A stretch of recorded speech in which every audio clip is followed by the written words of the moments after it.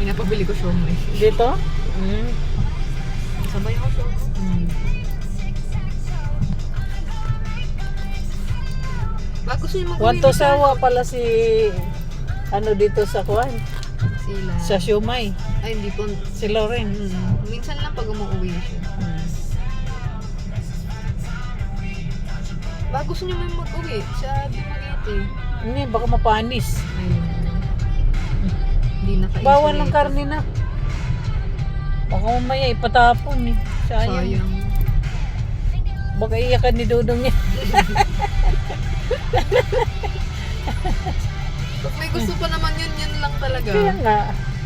Uyag, Iiyak talaga yun sa show. iyakan yan.